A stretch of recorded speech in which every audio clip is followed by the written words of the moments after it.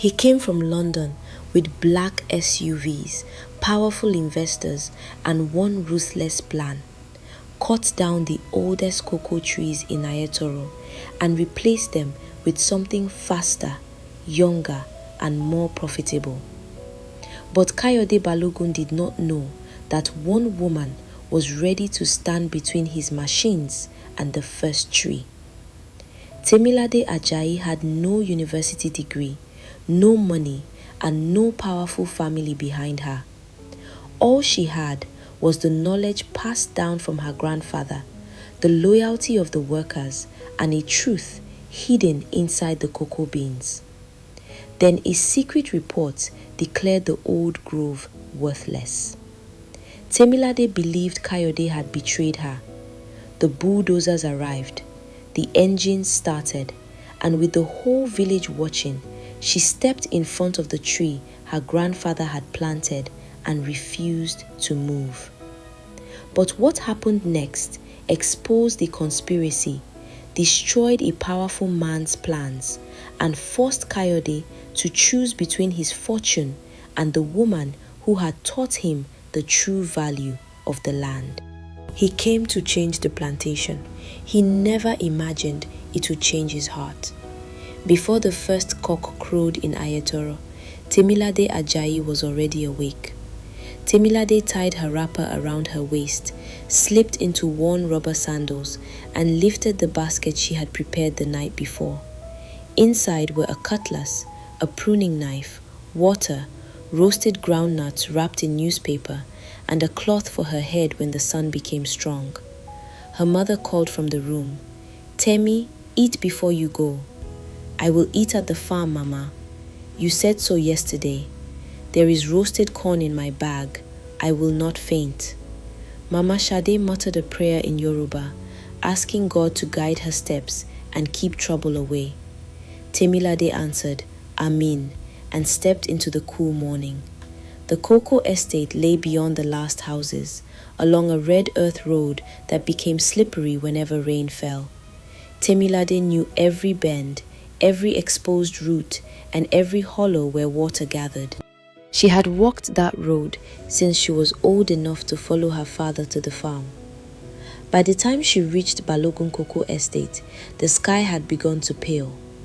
Temilade went first to the oldest grove. The cocoa trees there were taller than the newer ones.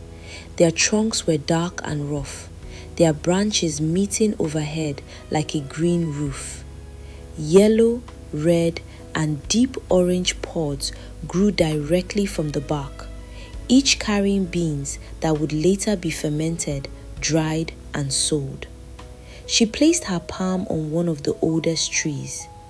"My father used to say you are more stubborn than an Ondo market woman," she whispered. The leaves moved gently above her, and Temilade smiled. Her grandfather, Pa Ajayi, had helped plant the first seedlings on that land when it was still mostly bush. He had never owned an acre. His name appeared on no title document, yet his sweat lived in the soil, and his knowledge had passed to Temilade's father, then to her. There were things she knew without a notebook. She could notice black pod disease before the damage became obvious. She knew which low rows held too much water after heavy rain, which trees needed more shade in the dry season, and which pods would ferment badly even when they looked healthy from outside. Baba Akin had recognized that gift when Temilade was 17. One morning, he found Temilade removing diseased pods before the supervisor gave any instruction. "How did you know?" he asked. She pointed to a faint brown mark at the base of one pod. Baba Akin stared, then laughed. "This girl has eyes inside her eyes." After that, he often asked her to join his inspections. At first, some older men found it amusing. Later, they stopped laughing because she was usually right. But Baba Akin had died 2 years earlier. His children lived abroad and cared little for farming.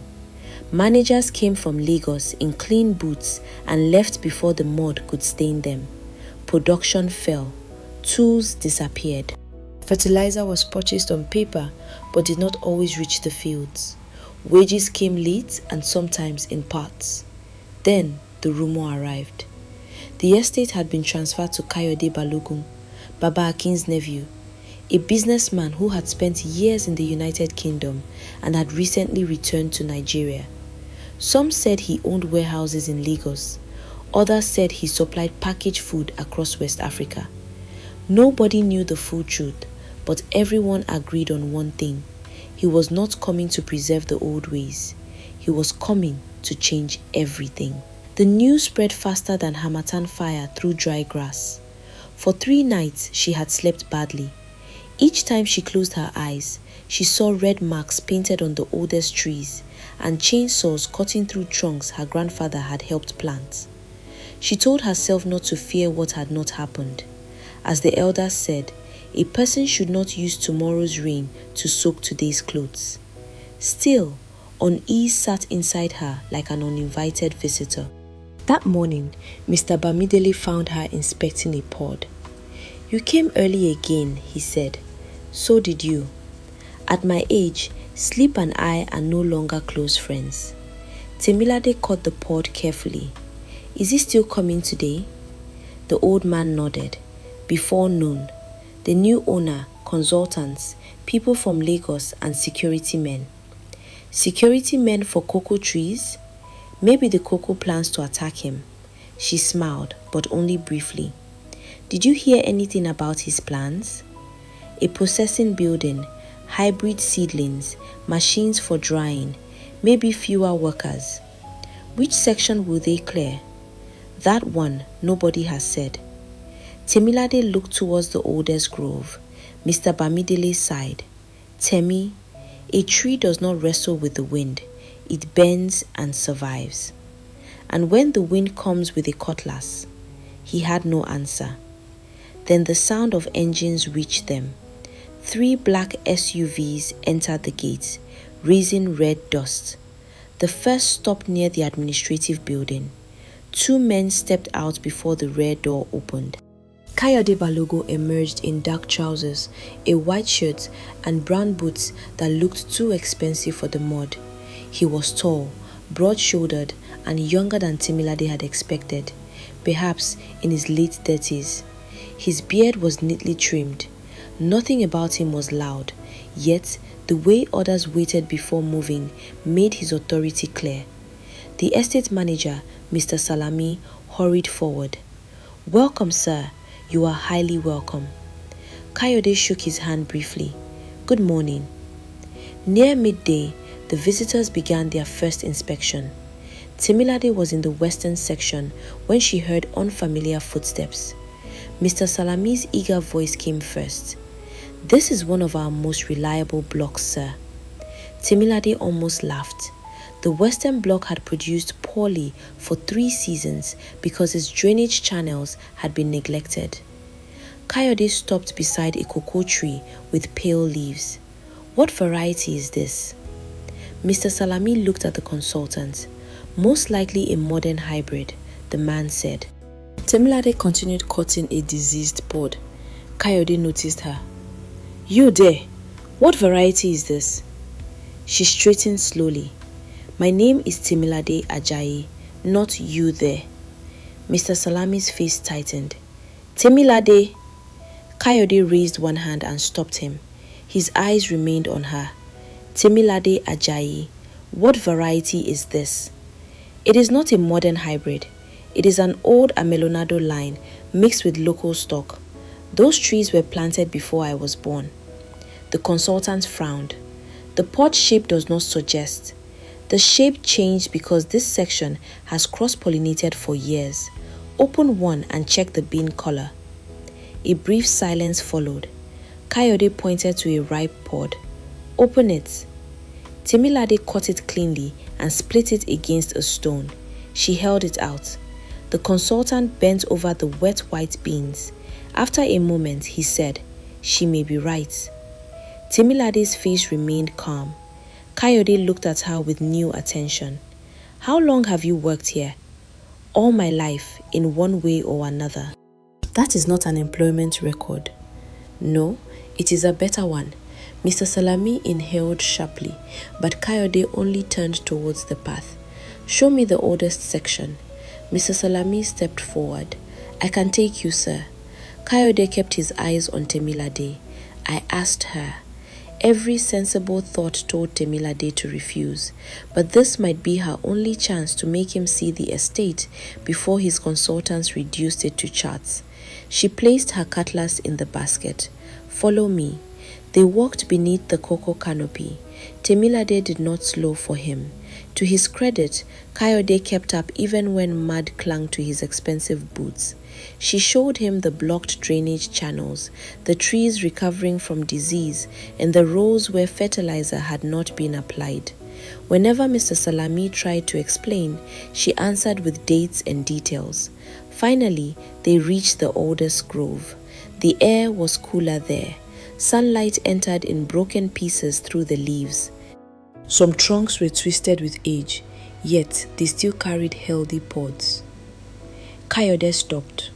For the first time since arriving, it became completely still. These are the trees your family planted? My grandfather helped plant many. My father cared for them. Now I do. They are old. So are some things worth keeping. He studied one rough trunk. The yield is low. The volume is lower, Temilade replied. The value is not. The woman with the tablet looked towards Kayode. He turned to Temilade. I have reviewed the records. This estate is losing money. The records are incomplete. Are you accusing the management of falsifying them? I am saying paper can lie when the person holding the pen wants it to. Mr. Salami stepped forward. Sir, this girl has always been troublesome. She does not respect authority. Temilade faced him. Respect is not the same as silence. Enough, Kayode said. His voice was quiet, but everyone stopped. He looked again at the trees. I did not come here to destroy the estate. You came to change it. Yes. Sometimes men destroy things and call it change because the word sounds cleaner. Annoyance flashed in his eyes. You speak boldly for an employee, and you decide quickly for a man who arrived this morning. Mr. Salami looked horrified. For a long moment, Kayode and Temilade faced each other under the old cocoa trees. Then he gave a small nod. Tomorrow morning, there will be a meeting. Everyone will hear the plan. He turned away. That evening, the workers gathered beside the shed and ate boiled yam with pepper sauce from shared bowls. Somewhere in the village, a generator coughed to life. Children shouted over a football match on the dusty road. Mr. Bamidele sat beside Temilade. You poked the leopard today. He asked a question. You answered 10. She looked towards the oldest grove. Did you see his face when we reached those trees? I saw. He already knew something. Mr. Bamidele lowered his voice. I passed the office this afternoon. A map was open on the table. Some sections had red circles. Temilade turned sharply. Which sections? I could not see everything. Baba Bamidele. The oldest grove was marked. The sounds around her seemed to move far away. Laughter, spoons touching enamel bowls, children on the road, the radio in the guard's room. All of it faded beneath the pounding of her heart. Are you sure? Yes. Temilade rose without finishing her food. She walked alone into the oldest grove. Night had settled over the estate, thick and warm. Fireflies moved between the trunks like wandering sparks. She stopped beside the tree her grandfather had planted near the center and placed both hands against its bark. For years, she had believed that belonging to a place was enough to protect it. Now she understood that love without courage was only a quiet kind of surrender. Beyond the trees, the lights of the main house came on as the generator started. Kayode Balogun was inside, perhaps studying maps and deciding the future of people whose names he had only begun to learn. Temilade lifted her head. "Corny Rorun," she whispered. It would not be easy, not for her, and certainly not for him. The following morning, the workers gathered in the open yard before the sun had climbed above the oil palms. Temilade stood beside Mr. Bamidele at the back of the crowd. "What did they say?" Mama Shade had asked the previous night. "Nothing yet." "Then why are you carrying tomorrow's sorrow on your head?" Temilade had explained what Mr. Bamidele saw on the map. Her mother listened, then said, "Your grandfather fought for those trees after the bad harvest of 1983. He did not fight with noise. He fought with proof." "What proof do I have?" "You have eyes, memory, and truth. Start from there." Now, Temilade repeated those words to herself. Kayode came out of the administrative building at 8 o'clock. Mr. Salami followed with a folder. Two consultants from Lagos stood near a portable screen beneath the veranda. A generator hummed behind them. Kayode greeted the workers in Yoruba. "Ekaro." "Ekaro, sir," they answered. He spoke about delayed wages, falling production, and the debts attached to the estate. He said he had not come to close the farm, but if nothing changed, the farm would close itself within 2 years. The map appeared on the screen. The northern land was mapped for hybrid seedlings. The western section would receive improved drainage. A processing center would be built near the warehouse. Then the old grove appeared. 3 red lines cut through it. Kayode explained that the oldest trees had low average yield and would be removed in phases after the main harvest. A murmur moved through the workers. Temilade waited until he finished. "Were the beans from those trees fermented separately before you calculated their value?" Mr. Salami frowned. "Questions will be taken later." Kayode looked towards her. "Let her speak." "The records show yield," Temilade said. "But were old grove beans kept separate from the rest?" One consultant checked her tablet. "No," she said. "The estate records do not separate production by grove." "Then you do not know what those trees are worth." "We know how much they produce," Kayode replied. "You know how many pods were recorded. You do not know which beans became the best cocoa because everything was mixed together." Mr. Salami shook his head. "This is how the estate has always operated. That does not make it correct." The female consultant, Mrs. Eze, looked at Kayode. "She has a point. Without lot separation, quality comparison is difficult." Mr. Salami's mouth tightened.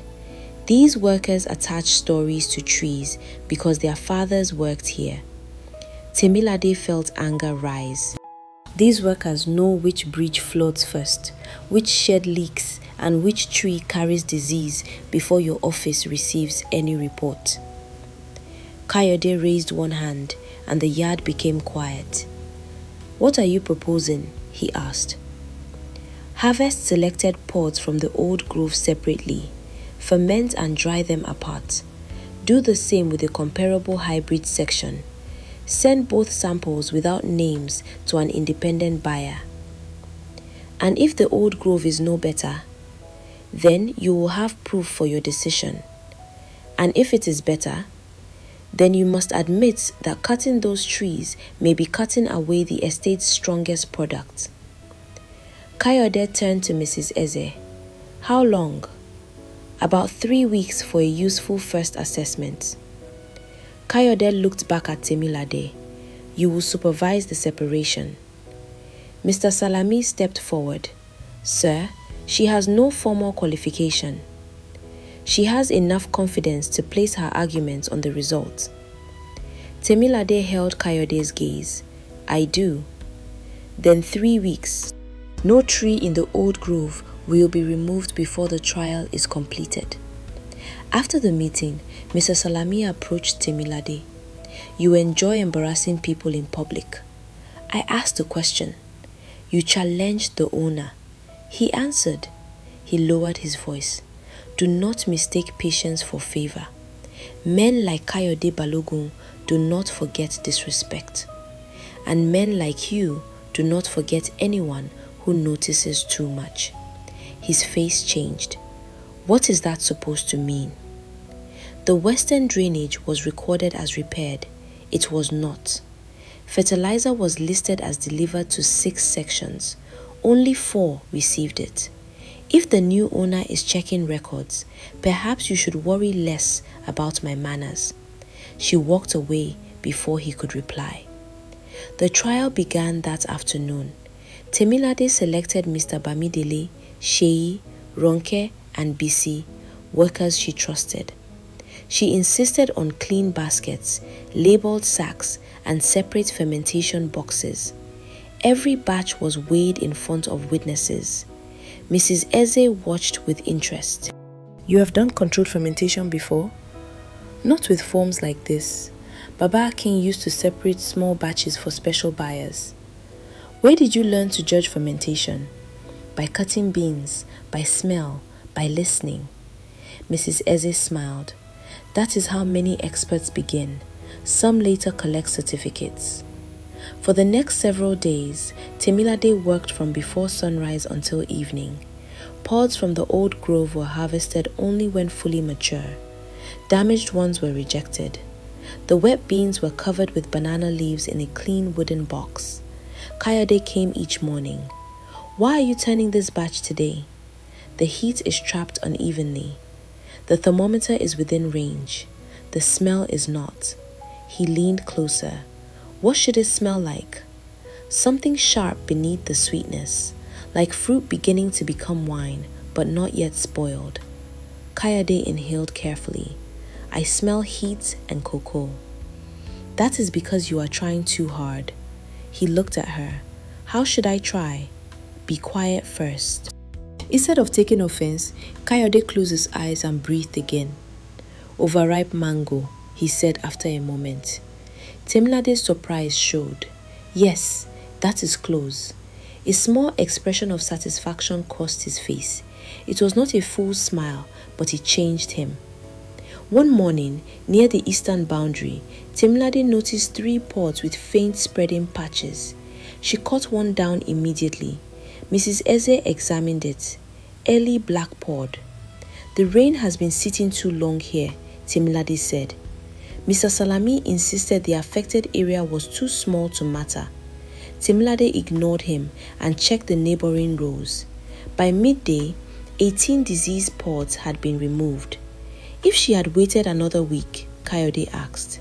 It could have spread widely, Mrs. Eze replied. Kayode turned to Mr. Salami. Was there no inspection schedule? There was, sir. The field officers bring me the signed reports. That afternoon, Kayode found Temilade washing her knife beside the water tank. You saw the disease before the consultant. She would have seen it if she had walked that row. That is not what I asked. Temilade dried the blade. I know how healthy pods sit on those trees. When one looks as if it is hiding something, I check. You make it sound as though trees speak. They do. People call it silence because they do not understand the language. Kayode leaned against the tank, sleeves rolled to his elbows. In London, every problem came with a report and someone paid to recommend a solution. Did the solutions always work? No. Then perhaps the reports were not speaking the right language. He laughed quietly.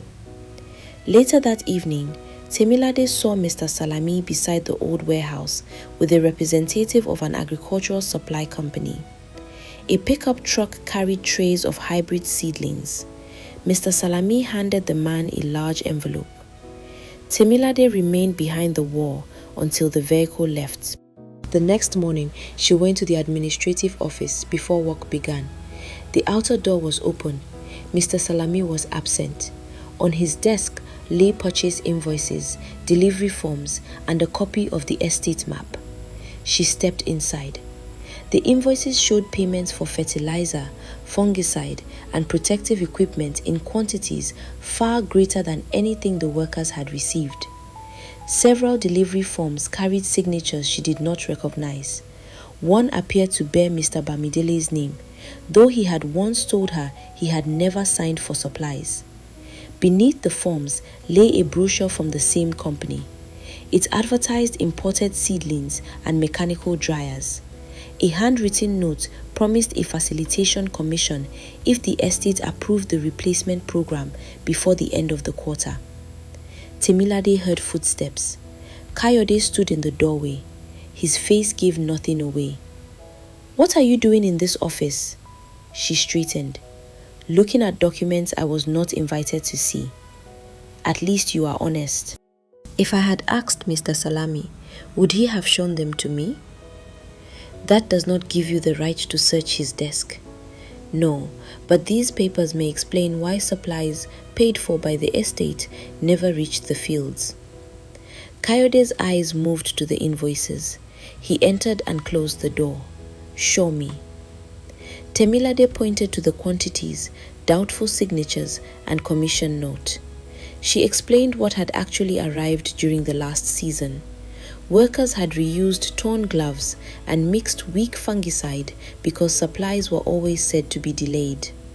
Kayode read each page in silence. "Why bring this to me when you believe I came to destroy the estate? Because if you are going to make decisions, you should make them with the truth. And if the documents are genuine, then the truth will protect Mr. Salami. And if they are not, then the estate has been feeding one man while the trees went hungry." Kayode looked at her for a long moment. "You take serious risks. So do you." "How?" "You trust papers written by people whose hands never touch the soil." Voices sounded outside. Mr. Salami was approaching with Mrs. Eze. Kayode gathered the documents into his folder. "When he enters, say nothing." "You want me to pretend I did not see them?" "I want time to verify what you saw." "And the old grove?" "The trial continues." Mr. Salami entered and stopped when he saw Temilade. "What is she doing here?" Kayode answered smoothly. "I asked her to bring field records." Mr. Salami looked from one to the other. "Sir, I could have provided anything you needed."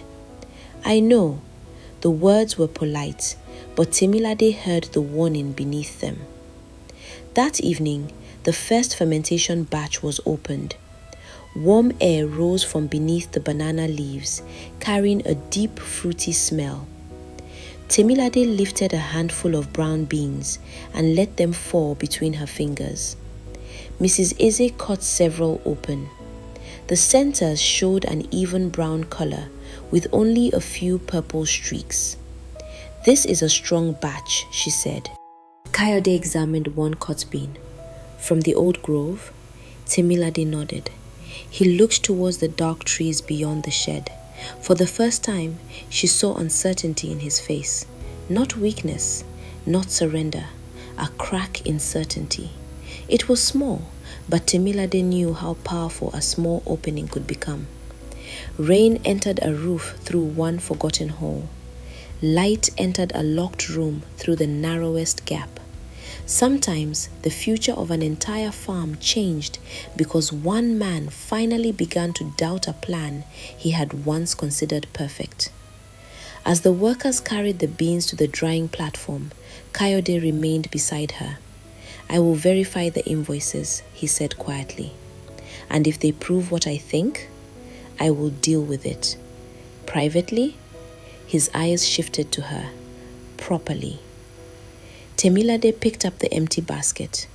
In Nigeria, those two words do not always mean the same thing. This time, he smiled. "Good night, Temilade." She walked towards the gate, then looked back. Kayode was still standing beneath the shed light, holding one of the old grove beans between his fingers, as though it were no longer merely a figure in a report, but a question he could not put down. Behind him, Mr. Salami watched from the office window, and unlike Kayode, the manager did not look uncertain. He looked afraid. The rain began before dawn and did not stop when the workers reached the estate. It fell in heavy silver lines, drumming on zinc roofs, filling the drainage channels and turning the red road into thick mud. By 7 o'clock, water was gathering around the lower cocoa rows. Temilade stood beneath the shed, watching the sky. "This one is not ordinary morning rain," Mr. Bamidele said. "No, it has settled in." Mrs. Eze came from the office, holding a weather report on her phone. The signal was weak, and she lifted the device as though height could persuade the network to cooperate. "The forecast says 3 more days." Mr. Salami gave an impatient laugh. "We should begin full harvesting today before the rain damages the pods." "The eastern section is not ready," Temilade said. "The buyers are expecting volume." "Unripe cocoa will give poor beans, no matter how quickly you deliver it." Kayode entered the shed, rain running from his sleeves. "What do you recommend?" he asked Mrs. Eze. "Commercially, early harvesting reduces disease risk, but Temilade is right. Some sections need at least 2 more days." Mr. Salami spread his hands. 2 days in this rain can destroy everything." Kayode looked at Temilade. "You are certain?" "Harvest the northern and western blocks now. Leave the east until the color turns." "That is not how a large operation should be run," Mr. Salami said. "We cannot move teams based on one worker's feelings." "It is not a feeling." Kayode remained silent, then said, "We split the teams. The mature blocks are harvested today. The east waits." The workers moved quickly. Baskets were distributed, tarpaulins spread, and the first pods arrived before 9. Women tied plastic bags over their headscarves. Men carried baskets while mud pulled at their slippers. Kayode did not return to the house. At first, he checked the weighing records. Then a worker slipped and scattered pods into the mud. Kayode removed his watch and bent to help gather them. Mr. Salami looked as though a chief had begun sweeping the market square. By afternoon, the rain became harder. The stream beside the access road rose until brown water struck the wooden bridge. A loud crack traveled through the estate. Sheyi came running from the gate. "The bridge has shifted." One side had sunk, and 2 supporting beams had broken. The truck carrying harvested pods could not reach the main drying compound. "We can leave the pods in the western store," Mr. Salami said. "The roof leaks," Temilade replied. "It was repaired." "No, it was recorded as repaired." Kayode looked at the manager, who avoided his eyes. "There is an old drying yard near Okearo village," Temilade said. "The footpath through the palm grove does not cross the bridge." Mr. Bamidele nodded. "Baba Akin used it years ago." Mr. Salami shook his head. "That place has no equipment." "It has raised platforms and 2 fermentation boxes if termites have not eaten them." "And you expect workers to carry the harvest through this rain?" "I expect us to save it," Kayode answered at once. "We use the old yard." The walk to Okearo took nearly 40 minutes. The narrow path passed between oil palms, cassava plots, and small houses with smoke rising from outdoor kitchens. Villagers came out to watch the workers carry cocoa in baskets and wheelbarrows. An elderly man recognized Temilade. "Ah, Pa Ajayi's granddaughter. What trouble is chasing all of you?" "The bridge has gone down, Baba." He called 2 younger men to help clear the drying yard. By evening, the abandoned place was alive again. Women washed the platforms. Men repaired broken slats. Someone brought lanterns. Mama Tola, who sold food near the junction, arrived with a large pot of jollof rice and fried plantain. "Nobody will save cocoa on an empty stomach," she announced. The workers ate from enamel plates. Rain continued beyond the roof, but beneath the long shed there was warmth, food, and the smell of wet clothes mixed with fresh cocoa pulp. Kayode sat on an overturned bucket, eating jollof rice with a plastic spoon. 2 village boys stared at his muddy shirt. "What?" he asked. One pointed at him. "We thought rich men did not enter rain." Laughter filled the shed. "Today, the rain did not ask for my bank balance," Kayode said. Even Temilade laughed. The work continued through the night. Pods were opened, beans scooped into boxes and covered with banana leaves. Because there were few lamps, people worked in small circles of light. Temilade pressed leaves into place over one box. Kayode came to help. "You should sleep," she said. "So should you. I know what I am doing, and I am learning.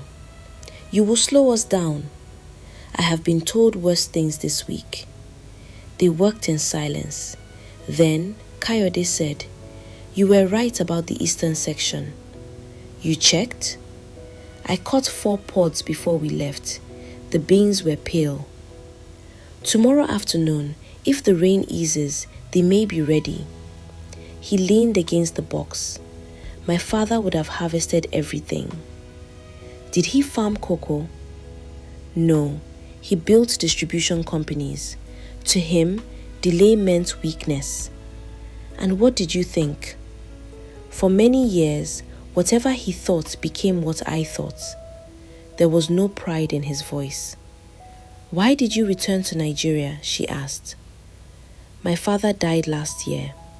My brothers wanted to sell most of the agricultural businesses. They said farming was too slow and too dependent on people who resisted change." "So you took this estate to prove them wrong?" "To prove I could turn it around." "To them?" He looked at her. "To myself, perhaps." The honesty surprised her. "Baba Akin once offered to sponsor me to study agricultural science in Ibadan," she said. "Why did you not go?" "My father became ill. Then my mother needed help. By the time things became easier, the opportunity had passed." "It did not pass. You stayed." For people like us, staying and losing an opportunity can be the same thing. Kayode was quiet. Without the clean shirt, office and assistants, he looked less like the owner and more like a tired man carrying expectations he had never chosen. "You should still study," he said. "With what money? And who will care for my mother?" "I did not say it would be easy." Easy advice is usually given by people who will not carry the burden. He accepted the rebuke. Near dawn, the rain softened. Mist hung over the palm grove. Somewhere in the village, the first prayer call sounded, and soon afterwards, a church bell answered from farther down the road. "We saved the batch," Kayode said. "We have only begun. Fermentation can still go wrong." You do not allow people to celebrate early. Early celebration is how soup burns while everyone is dancing. He laughed. The next 2 days demanded even more work.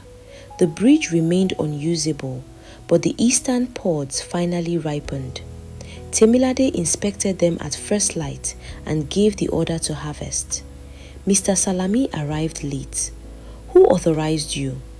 "Mr. Balogun told us to follow the maturity of the pods." "He did not put you in charge of the estate." Kayode's voice came from behind him. "For this harvest, she has my authority." The words traveled through the workers like a sudden breeze. Mr. Salami lowered his head, but Temilade saw hatred in his eyes. The eastern beans were carried to the old yard. Mrs. Eze recorded every batch and sent samples to an independent buyer in Lagos. At the same time, Kayode quietly investigated the estate accounts. He requested bank statements, receipts, and supplier records. Mr. Salami responded with delays and missing files. One evening, Kayode asked Mr. Bamidele whether he had signed for 200 bags of fertilizer. The old man stared at the paper. "This is not my signature." Mr. Salami claimed an assistant might have signed for him. The assistant had left 6 months earlier. Then, on the 6th day after the storm, Mrs. Eze received a message from the buyer. She read it twice. "The Old Grove sample is exceptional. Strong cocoa character, dried fruit, mild floral notes. They want a larger sample for laboratory testing." Temilade closed her eyes. Mr. Bamidele whispered, "Oluwa Shun." Kayode took the phone. What about the hybrid sample? Good and commercially useful, Mrs. Eze said, but ordinary. Temilade looked at Kayode. So now you know. I know we have a promising result. I do not yet know the full value. At least the trees have earned the right to be judged properly. He nodded. Yes. Hope traveled through the estate. Workers spoke more freely. Some began calling the old grove our gold. Even the women sorting beans sang while they worked. Mr. Salami did not join them. After darkness fell, a motorcycle stopped behind the office. The same supplier representative Temilade had seen earlier entered through the side door. Inside, Mr. Salami placed Mrs. Eze's positive message on the desk. This is enough to delay everything, he said. Balogun has not signed the seedling contract, the supplier replied. He will if the old trees are shown to be commercially weak. The man opened a leather bag and removed another report. It carried the name of a laboratory in Lagos.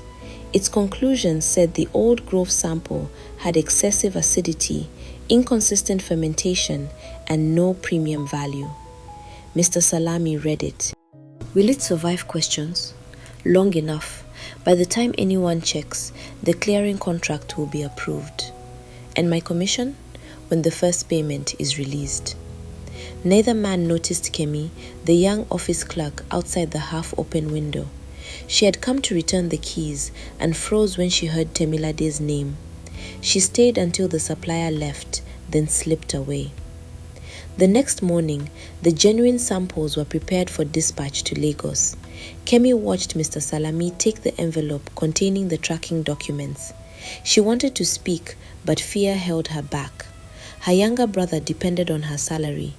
Mr. Salami had employed her when nobody else would, and he often reminded her. By noon, the false report lay in Kayode's incoming folder. The genuine request for further testing had disappeared. Kayode read the document beside his office window. His expression grew colder with each page. When Temilade came to ask about the next stage, he held out the report. The laboratory result has arrived. And? She took it. The technical language was unfamiliar, but the conclusion was clear. No premium value, poor fermentation, commercial replacement recommended. Temilade looked up. This is not true. It is the independent report. The buyer's message said the sample was exceptional. A preliminary impression can change after testing. The beans were good. Mrs. Eze saw them. Mrs. Eze is not the laboratory.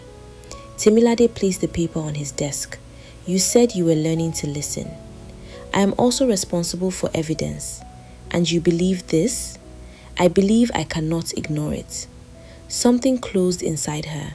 For days she had watched him work beside the laborers, eat from the same pots, and carry wet cocoa through the mud. She had allowed herself to think the distance between them was becoming smaller. Now, the office seemed wider than the whole estate. When will you cut the old grove? No final decision has been made. That is not an answer. Temilade, do not use my name as if it makes this easier. She turned and walked out. Kayode remained by the desk looking at the report. He did not see Mr. Salami standing in the corridor with a careful expression of concern. But Temilade saw him. When their eyes met, the manager smiled. It was only a small smile, gone almost immediately. Yet it told her what the paper could not. The old grove had not failed the test. Someone had changed the truth. For the rest of that day, Temilade spoke only when the work required it.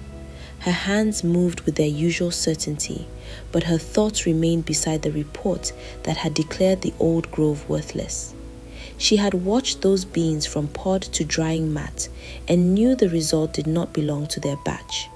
Yet truth without evidence could stand in the market all day and still return home unsold. When she reached home, Mama Shade was turning akara in hot oil over the kerosene stove. You are carrying your face as if somebody died, her mother said. Maybe something is about to.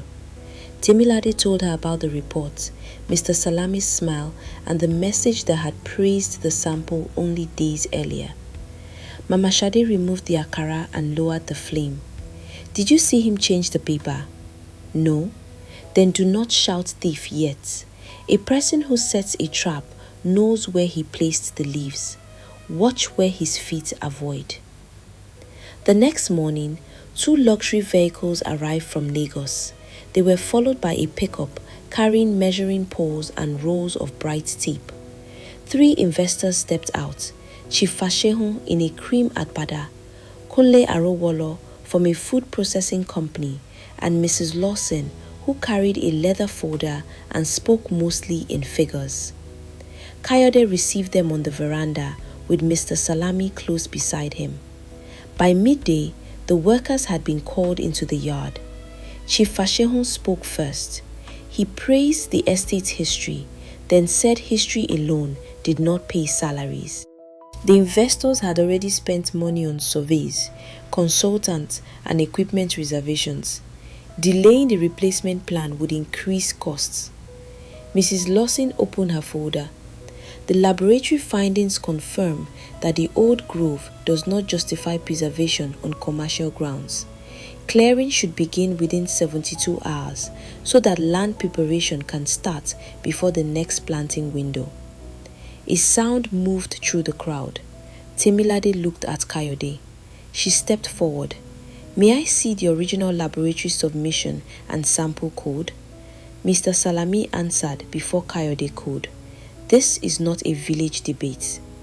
It concerns trees we have worked on all our lives. Chief Fashion smiled without warmth. Young woman, sentiment is understandable. Business cannot be run with sentiment. Then business should welcome a clear question. Mrs. Lawson looked irritated.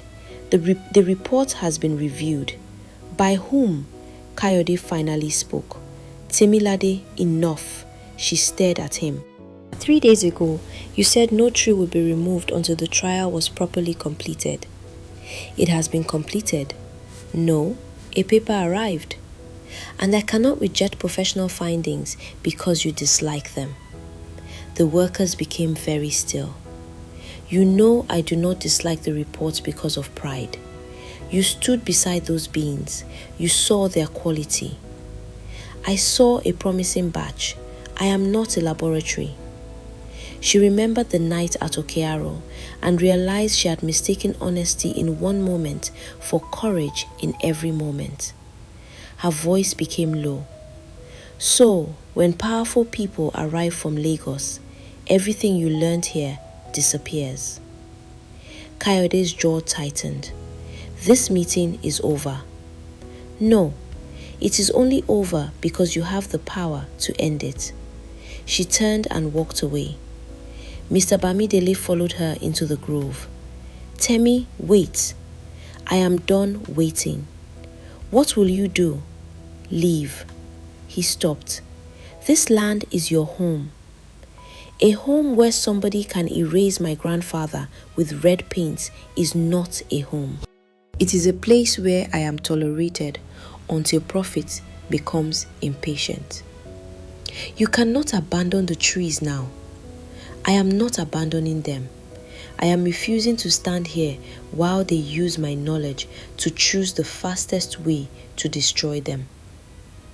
By the following morning, 13 workers had said they would leave if Temilade left. No one organized a protest. People simply began speaking of work in Akure, Idari, and Lagos, and the possibility of departure spread quietly. Mr. Salami reported the unrest to Kayode. She is turning them against you.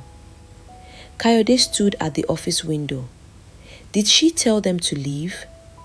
She does not need to. They follow her. Why? Mr. Salami hesitated. Because she has been here a long time. That is not an answer. She makes them believe the estate belongs to them. Kayode turned. Perhaps they behave that way because the estate has survived through them. Mr. Salami's expression stiffened. Sir, investors will not tolerate emotional management. Neither will I tolerate missing records. Where are the supplier confirmations I requested? The files are being assembled. You have had 6 days. Some older documents were damaged by moisture. Convenient. Mr. Salami lowered his eyes. Outside, Temilade entered the northern warehouse with Kemi behind her. The young clerk approached her after morning prayers and led her between stacked sacks. Kemi described the night she had heard Mr. Salami and the supplier discuss replacing the report. She admitted that she had been afraid to speak. Did you see the original report? I saw a paper with Mrs. Eze's message attached. Mr. Salami removed it. The supplier brought another one. Can you prove this? Kemi twisted the edge of her blouse. The office printer saves recent documents. I printed the false report because he told me to put it on Mr. Balogun's desk. The file may still show when it was created. On the estate computer? Yes. Then why would it carry the laboratory letterhead? I do not know. Temilade took her hand. You must tell Kayode. Kemi pulled away. Mr. Salami will send me away. My brother's school fees. If you remain silent, many families may lose their work. I know. Temilade softened her voice. Fear is not shameful. But after fear has warned you, you must decide whether it will become your master. Kemi began to cry quietly. I will speak when there is proof. Temilade agreed. That afternoon, she went to see Iya Moronke, the oldest woman still living on estate land. She had worked with Baba Akin's father and now spent most days beneath a mango tree, sorting dried peppers or shelling melon seeds. After listening, the old woman entered her house and returned with a rusted tin box. Baba Akin gave me this when he became ill, she said. He said if the people from Lagos ever forgot what the farm was, I should give it to someone who remembered. Inside were cloth-wrapped notebooks containing harvest figures, buyers, fermentation periods, and prices from nearly 30 years. One page showed a Belgian buyer paying nearly twice the ordinary price for Old Grove cocoa. Why did nobody know about this? Baba Akin knew. Your father knew. Mr. Salami knew enough to keep the special beans mixed after they died. Why? Perhaps a man selling ordinary cocoa can hide more inside ordinary numbers. Temilade studied the notebooks through the night. Before sunrise, she found that premium buyers had vanished from recent reports while shipment dates remained. Quantities sold exceeded the recorded harvest, and payments passed through unfamiliar companies. Salami had been hiding the grove's value and moving cocoa through private channels. At 9 o'clock, Temilade entered Kayode's office carrying the notebooks. I thought you were leaving, he said. I am. His expression changed, though only slightly. Then why are you here? Because leaving does not mean I will allow a lie to win. She placed the notebooks on his desk. He opened the first one. What are these? The records your uncle kept before Mr. Salami took full control. The old grove was sold separately to premium buyers. Look at the prices. Kayode read in silence. Temilade showed him the missing buyers, contradictory shipment quantities, and repeated payments to companies linked to the seedling supplier. The report is false, she said. Kemi heard Salami discussing it. The computer may still contain the file they used. Why did Kemi not come herself? She is afraid. And you are not? I am afraid of many things. I am simply more afraid of what happens if nobody speaks. Kayode closed the notebook. Why did you not trust me enough to bring this yesterday? She stared at him in disbelief. Yesterday, you silenced me in front of men who had already decided the fate of the grove.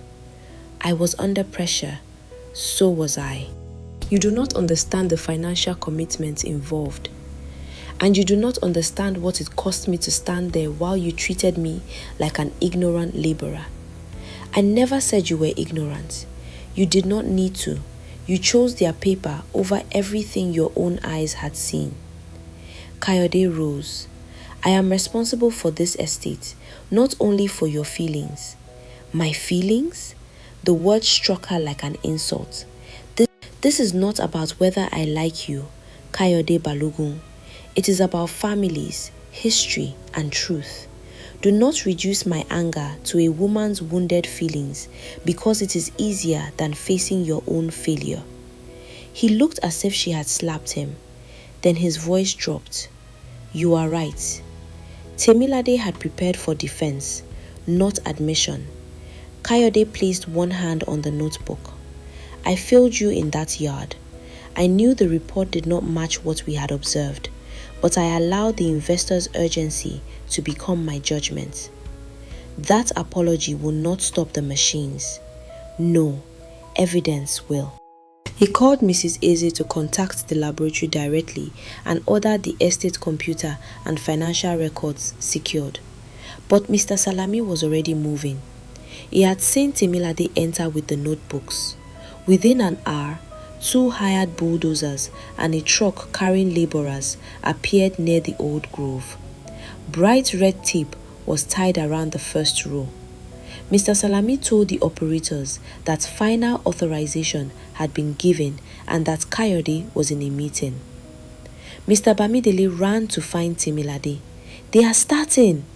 She reached the grove as one bulldozer's engine roared to life.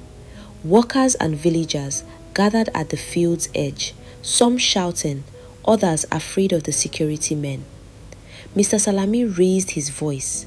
Everybody should move away. This work is authorized. Temilade walked past him and stood in front of the oldest tree. Move, he said. No. You cannot stop company equipment. I can stand on the land my family has served for 3 generations. You will be arrested. Then let the police come and hear why you are clearing trees before the owner finishes checking your accounts. His face lost color. The bulldozer operator switched off the engine. Nobody moved. Then the sound of Kayode's vehicle came from the road. He stepped out before it stopped fully, followed by Mrs. Eze and 2 police officers. Mr. Salami hurried forward. Sir, I was carrying out the approved schedule. Kayode did not look at him. His eyes went first to Temilade, standing before the old tree. Then he faced the gathered workers. No tree will be touched. He turned to Mr. Salami.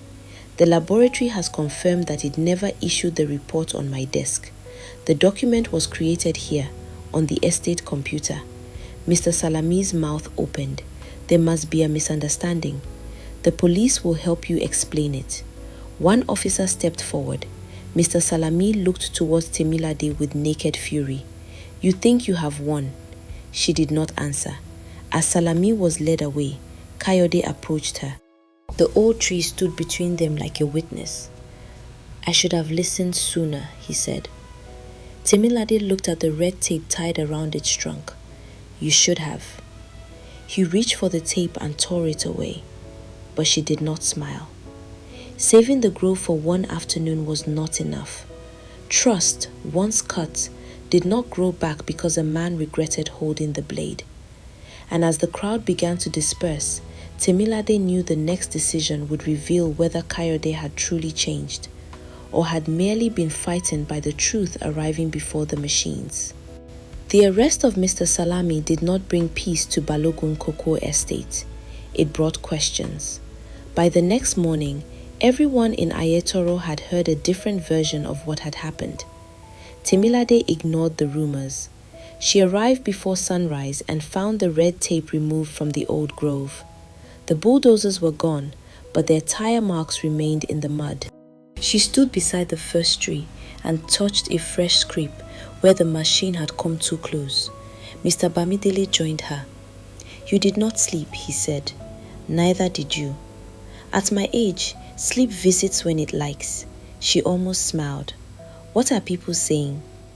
That the police found false invoices, secret accounts, and payments from the seedling company. More auditors are coming from Akure. And the investors? They are still in the main house. Temilade looked towards the roofs beyond the trees. They will not surrender because one manager was arrested. Kayode may still clear the grove with cleaner paperwork. Mr. Bamidele studied her face. You do not believe him. I believed him once because he worked in the rain and listened beside the fermentation box. Then one report arrived and he became the man who first stepped out of the black car. A child who touches fire once does not greet the next flame with open arms. This is not only about being hurt. I did not say it was. At 9 o'clock, Kayode called the workers, village elders and investors to the open yard. Chief Fashion sat in a cream agbada. Mrs. Lawson held her leather folder against her chest. Kule Arowolo spoke on his phone until Kayode stood. Temilade remained among the workers. The report used to justify the destruction of the old grove was forged, Kayode began.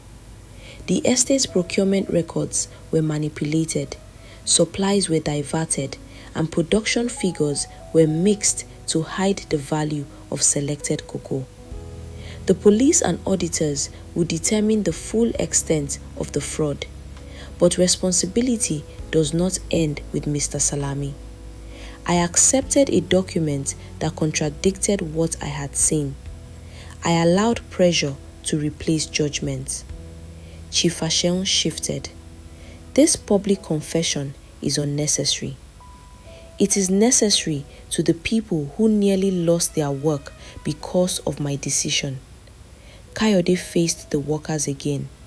The old grove will not be cleared. Mrs. Lawson opened her folder. You cannot reverse the plan without board approval.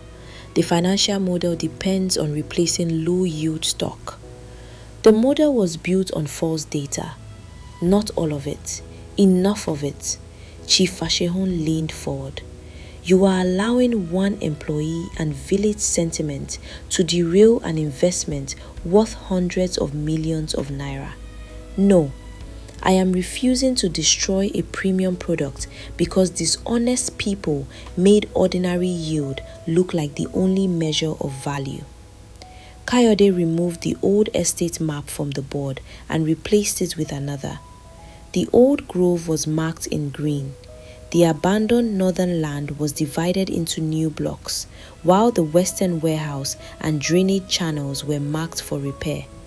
He explained that the estate would produce 2 lines of cocoa. The hybrid sections would supply reliable volume. Beans from the old grove would be harvested, fermented, and dried separately for specialist chocolate makers willing to pay for quality and traceability. The processing building would be moved near the disused northern warehouse. Workers would be trained rather than replaced. Part of future premium sales would support a health post and improve the local primary school. Then Kayode said, technical authority for cultivation, harvest timing, and fermentation will be led by someone who understands this land better than any report we have purchased. Every face turned towards Temilade. Kayode looked directly at her. Temilade Ajayi, I am offering you the position of estate cultivation supervisor. Temilade did not move. Chief Fashion laughed. She has no degree. She identified disease before our consultant, saved the harvest during the storm, designed the trial that revealed the grove's value, and exposed records the management hid.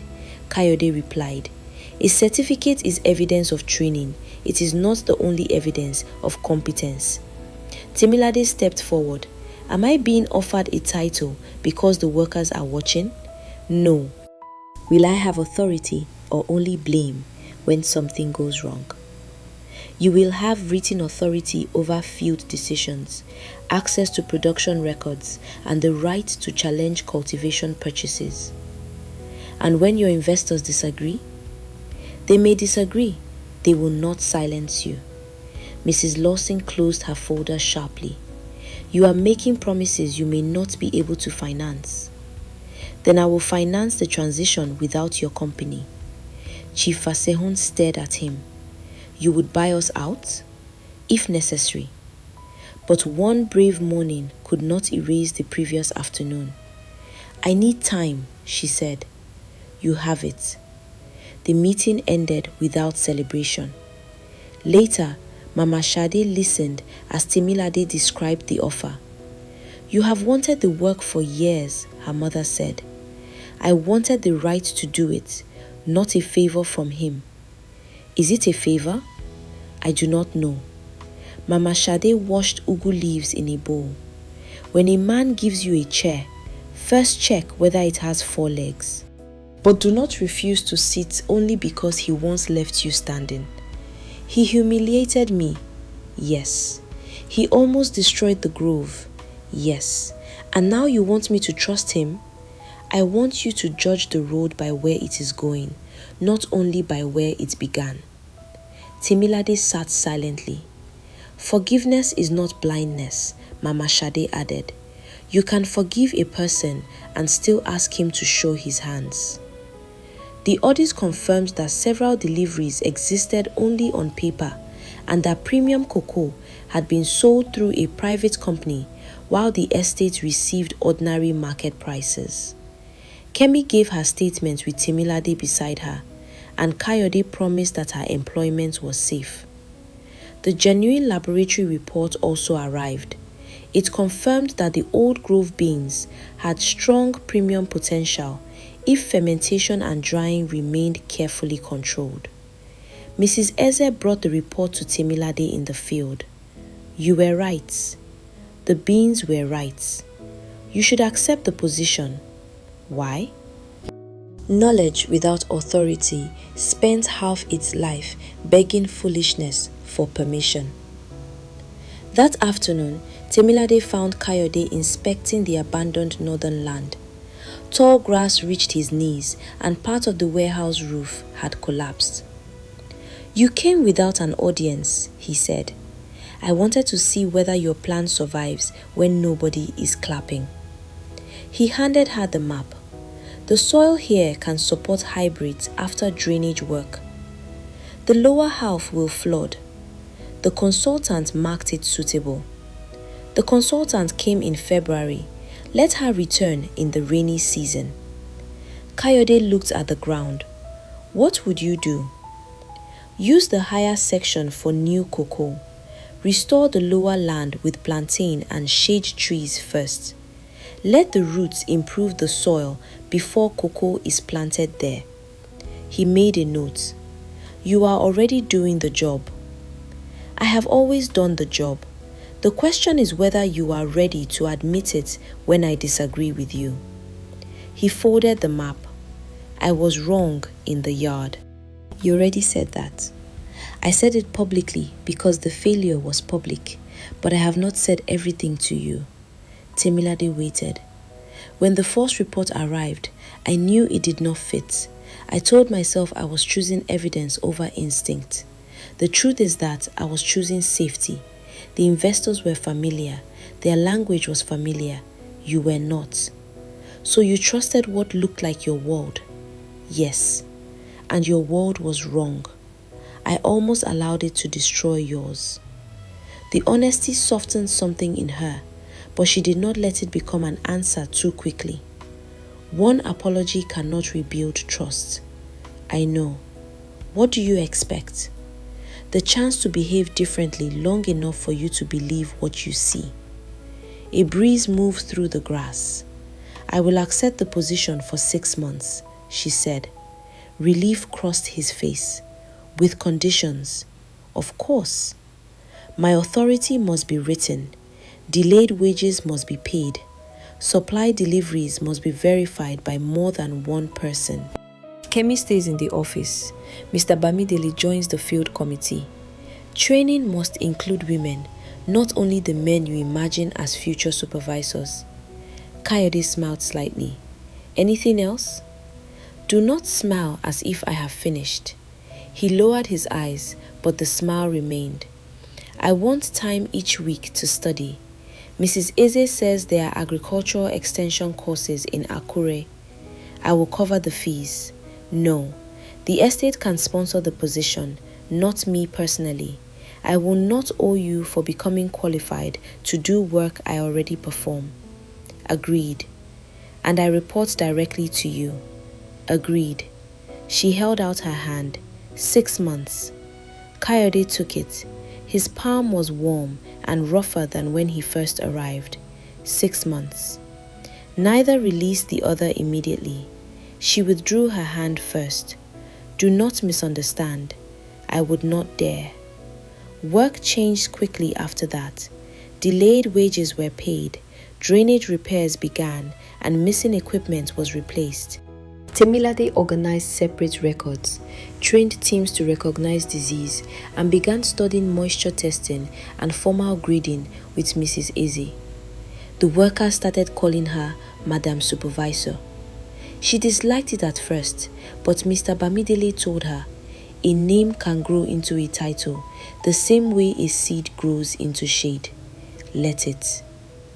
One evening, after the last workers left, Temilade and Kayode inspected the drying trees. A sudden shower began. They ran beneath the small roof beside the fermenting shed, laughing as they pulled tarpaulins over the beans. Kayode stood close to her, rain behind him and the rich smell of cocoa between them. You are laughing at me, he said. You nearly fell into the drainage channel. I was saving the premium batch. You were trying to save your shoes. They are good shoes. They are no longer. He looked down at the mud, then back at her. I have missed this. What? You speaking to me without anger. I still have anger. I know. But it no longer enters the room before you do. His smile faded into something gentler. Temilade. The way he said her name changed the rhythm of her heart. He lifted one hand slowly, giving her time to step away. His fingers touched the wet strand of hair near her cheek. She should have moved. Instead, she remained still. When he kissed her, it was careful, almost questioning. There was no demand in it, only the warmth of something both had tried not to name. For one brief moment, Temilade answered. Then she stepped back. Kayode lowered his hand. I am sorry. Do not apologize for the kiss. Then what is wrong? She looked towards the estate houses beyond the rain. I will not become a woman you visit in shadows while your world pretends I do not exist. That is not what I want. You may not know what you want. Men can be brave in a cocoa shed and become strangers when they return to Lagos. I am not ashamed of you. This is not only about shame. Your family, your investors, the people who sit at your tables, will I be your equal there or only here where my knowledge is useful? Kayode did not answer quickly. Temilade nodded. That silence is why the kiss cannot decide anything. She stepped into the rain. Behind her, Kayode called her name, but she did not turn. The old grove had been saved. The truth had been uncovered. A new plan had begun. Yet, Temilade knew land was not the only thing that could be protected in secret and denied in public. If Kayode Balogun wanted her heart, he would have to prove that he could honor it under the full light of day. A year passed, and Balogun Cocoa Estate changed without forgetting what it had been. The old grove remained standing beneath its deep green canopy. New drainage channels carried rainwater away from the roots. Diseased pods were removed before infection could spread, and each harvest from the grove was recorded separately. On the northern land, young hybrid seedlings grew beneath temporary plantain shade, their leaves bright against the older trees. Temilade's 6-month trial as cultivation supervisor ended quietly. One Monday morning, Kayode placed a permanent contract on her desk and waited while she read every page. You added the field committee, she said. You demanded it. And the training fund? Approved. She looked at him over the paper. You are learning. I had a strict teacher. Temilade signed. She spent one day each week attending agricultural extension classes in Akure. At first, sitting in a classroom made her uneasy. Some younger students spoke as if formal terms had created knowledge rather than named what farmers already understood. But Temilade listened, asked questions, and learned to connect laboratory measurements with the instincts she had carried since childhood. The Old Grove cocoa was sent to a specialist chocolate company in Belgium. Months later, its representatives visited Ayetoro. They walked beneath the trees, tasted fresh cocoa pulp, and listened while Temilade explained how the beans were fermented under banana leaves and dried slowly in the Ondo sun. The contract they offered was smaller in volume than the investors from Lagos had wanted, but the price was more than twice the ordinary market rate. Kayode read the figure twice.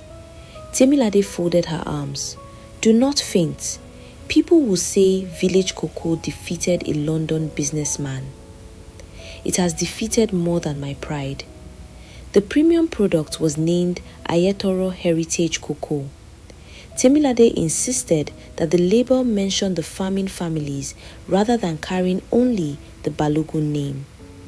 My family owns the estate, Kayode said during the design meeting, and many families kept it alive. He looked at the label again.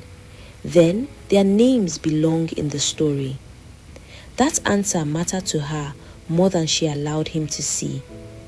Temilade stood near the gate with Kayode. My grandfather would not believe this, she said. He would probably ask why it took us so long. He would ask whether you paid the workers before buying another fine vehicle. Kayode glanced at his old SUV. I have learned not to discuss cars with the Ajayi family.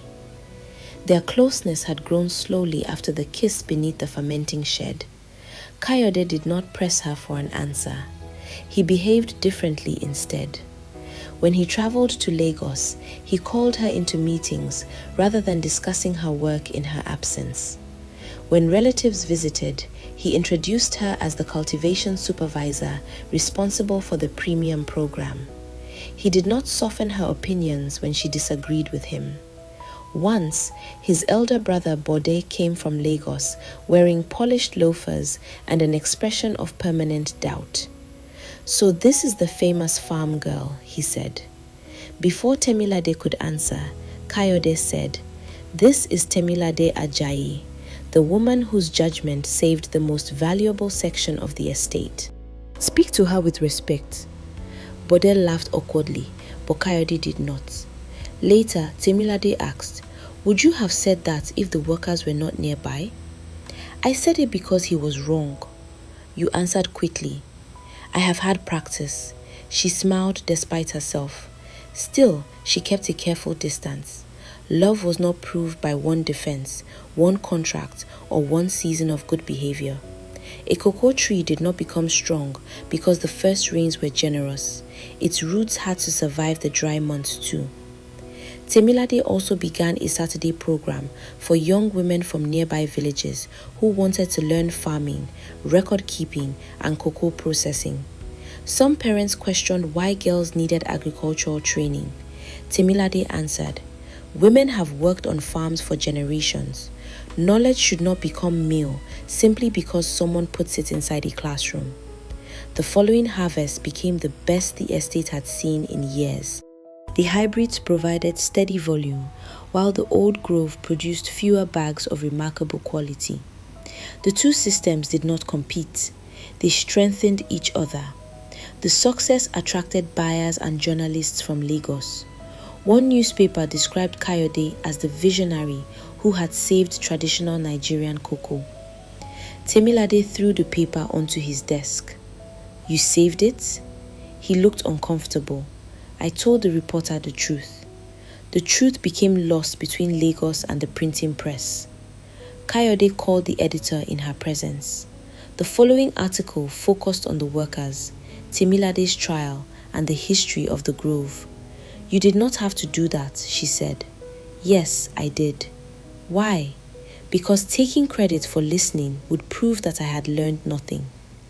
By the time the annual harvest festival arrived, the estate yard had been decorated with palm fronds, woven cloth, and strings of small lights. Drummers from the village set up beneath a canopy. Large pots of jollof rice, pounded yam, egusi soup, and peppered meat filled the cooking area with smoke and spice.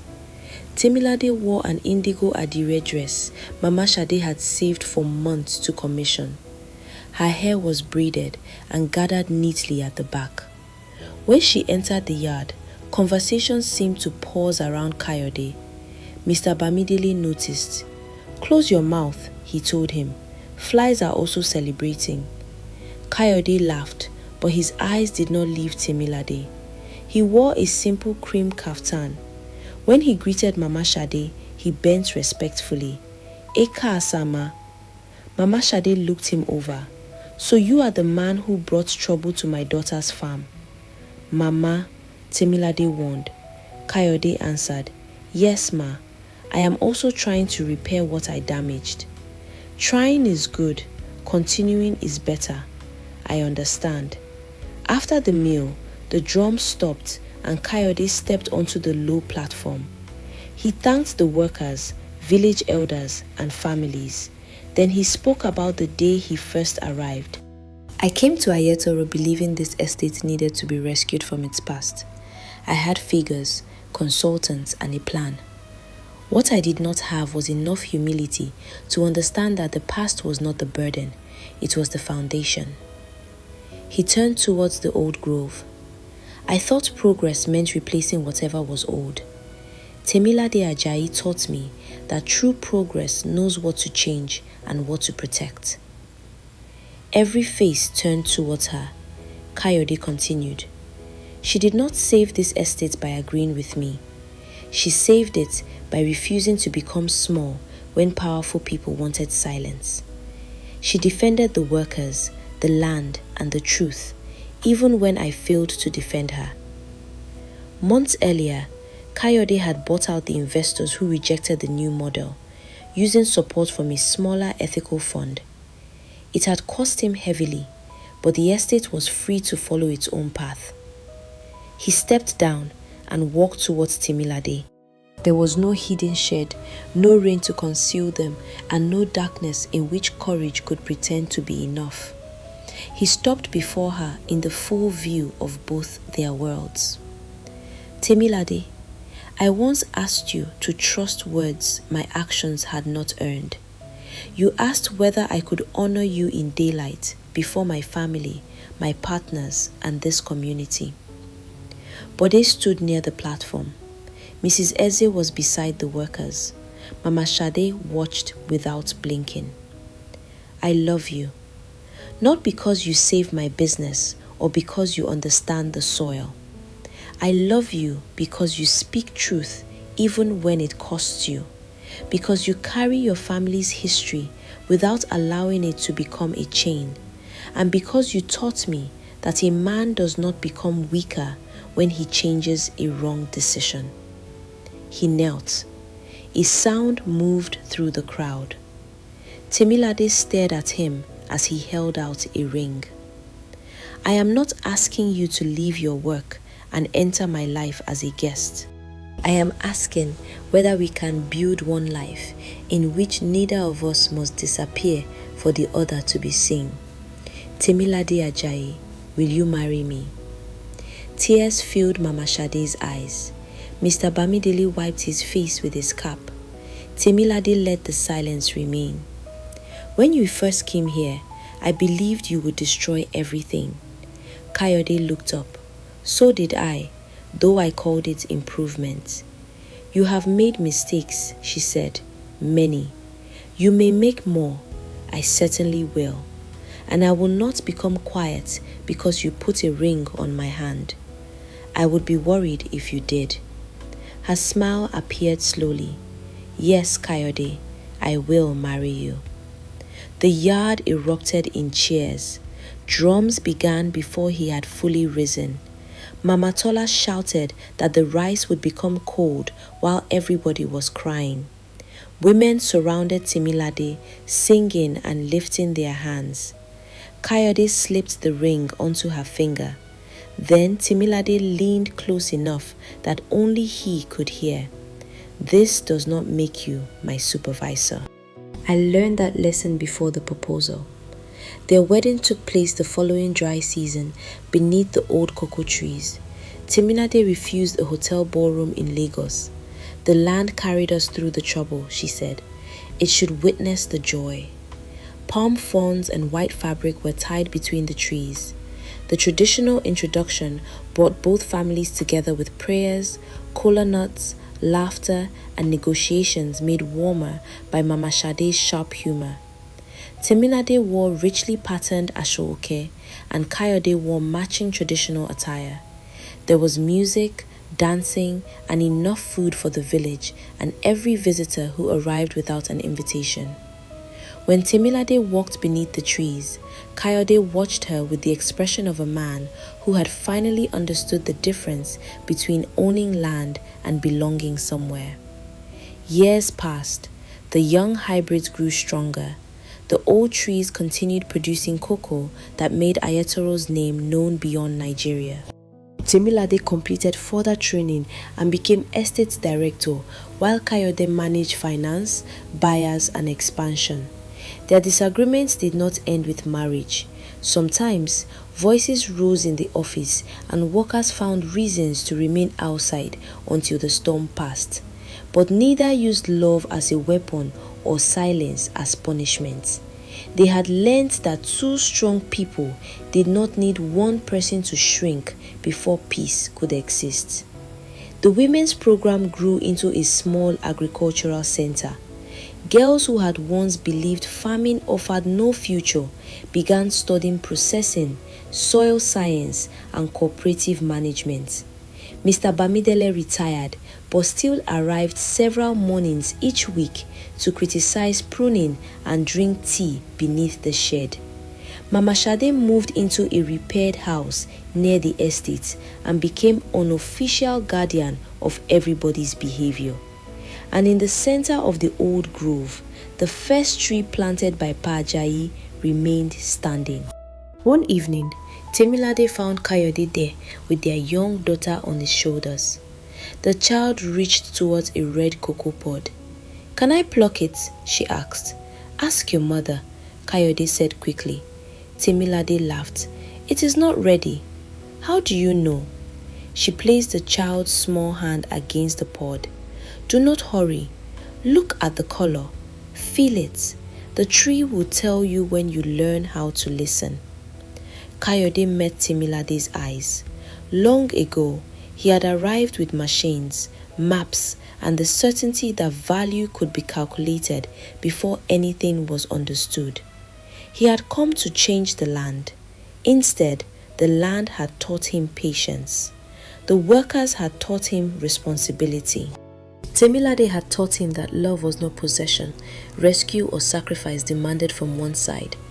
It was the courage to see another person fully and remain willing to change without asking them to become less. As evening settled over Ayetoro, the old grove and the young trees stood together beneath the same sky. The past had not defeated the future. The future had learned to grow from it.